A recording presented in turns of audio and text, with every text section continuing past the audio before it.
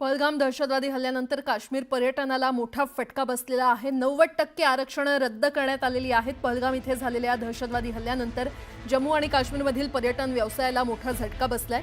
हल्ल्याच्या पार्श्वभूमीवर पर्यटकांमध्ये भीतीचं वातावरण निर्माण झालं असून मोठ्या प्रमाणात प्रवास आरक्षण रद्द केली जात आहेत। दिल्लीतील एका पर्यटन व्यावसायिकाने दिलेल्या माहितीनुसार काश्मीरमधील सुमारे 90% हॉटेल आणि टूर पॅकेज आरक्षण रद्द करण्यात आलेली आहेत। या घटनेचा प्रदेशातील पर्यटनावर दीर्घकालीन परिणाम होण्याची भीती व्यक्त करण्यात येते। तर स्थानिक व्यावसायिक आणि हॉटेल व्यावसायिक यांच्यावर याचा मोठा आर्थिक परिणाम होणार आहे। प्रशासनाने सुरक्षेची हमी देत परिस्थिती नियंत्रणात असल्याचं स्पष्ट केलं असलं तरी पर्यटकांमध्ये अजूनही चिंता कायम आहे। आणि या संदर्भात अधिक माहिती देत आहेत आमचे प्रतिनिधी प्रशांत लीला रामदास आपल्यासोबत जोडले गेलेले आहेत। प्रशांत, या भ्याड हल्ल्यानंतर आता काश्मीरच्या पर्यटनाला मोठा फटका बसेल हे तर निश्चितच होतं, काय अपडेट?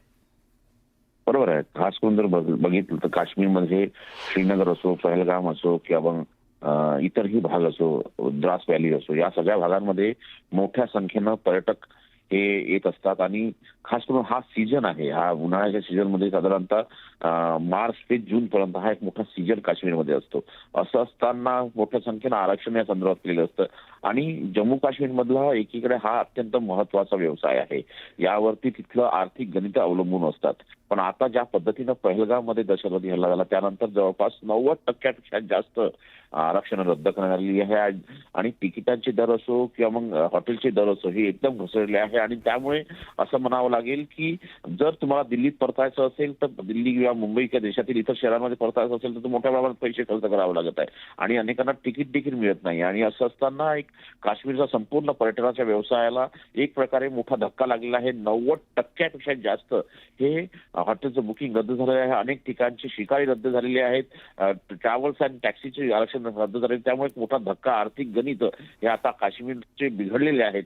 त्यामुळे या संदर्भात आता सरकार काय भूमिका घेते हे पाहणं अतिशय महत्वाचं असेल। प्रशांत, धन्यवाद या सविस्तर माहितीसाठी। नागरी उड्डाण मंत्रालयाच्या विनंतीला न जुमानता अनेक विमान कंपन्या या काश्मीरमध्ये अडकलेल्या पर्यटकांकडून घरी परतण्यासाठी मोठ्या प्रमाणात भाडं आकारतायत। पहलगाम दहशतवादी हल्ल्यानंतर विमान कंपन्यांनी श्रीनगर ते देशातील प्रमुख शहरांचं भाडं 2 ते 4 पट वाढवलेलं आहे। अनेक प्रवाशांनी सोशल मीडियावर याचे स्क्रीनशॉट शेअर केलेले आहेत आणि म्हटलंय की ही कठीण परिस्थितीमध्ये देखील विमान कंपन्या नफा कमवण्यासाठी कोणतीही कसर सोडत नसल्याचं त्यांनी म्हटलेलं आहे। आपण पाहतोय नागरी उड्डाण मंत्रालयानं विनंती करत देखील त्याला न जुमानता अनेक विमान कंपन्या काश्मीरमध्ये अडकलेल्या पर्यटकांकडून घरी परतण्यासाठी मोठ्या प्रमाणात भाडं आकारतायत। आणि या संदर्भात अधिक माहिती देत आहेत आमचे प्रतिनिधी प्रशांत लीला रामदास आपल्यासोबत जोडले गेलेले आहेत। प्रशांत, एकीकडे काश्मीरमध्ये श्रीनगरमध्ये बरेच पर्यटक आहेत, नागरिक आहेत, ते अडकलेले आहेत, त्यांना घरी परतायचंय, मात्र विमान कंपन्या आपला नफा कमावण्यासाठी आता कसर सोडत नसल्याचं पाहायला मिळतंय। बरोबर आहे। विमान कंपन्यांना केंद्रीय हवाई वाहतूक मंत्री नायडू आणि केंद्रीय हवाई वाहतूक राज्यमंत्री मुरलीधर मोहोळ यांनी काल दावा केला होता की आम्ही विमान कंपन्यांना विनंत्या केलेल्या आहे की कमीत कमी भाडं आकारावं।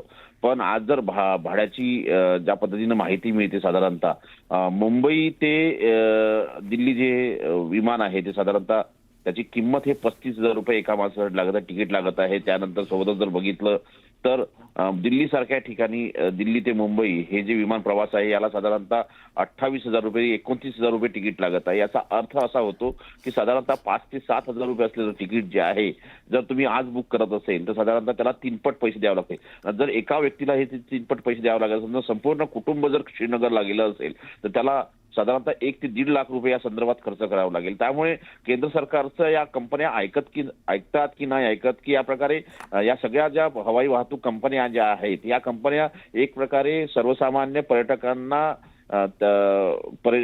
त्रास देण्याचा प्रयत्न करताय का? सर्वसामान्य कंपन्यांना ज्या पद्धतीनं सर्वसामान्य नागरिक जे आहेत, पर्यटक जे आहेत, त्यांना एकदम ज्या पद्धतीनं अडचणीत आणण्याचा प्रयत्न करताय, असं असताना केंद्र सरकारने आता कठोरप्रमाणे भूमिका घ्यावी अशी मागणी पर्यटक करत आहेत। बरं प्रशांत, धन्यवाद या सविस्तर माहितीसाठी।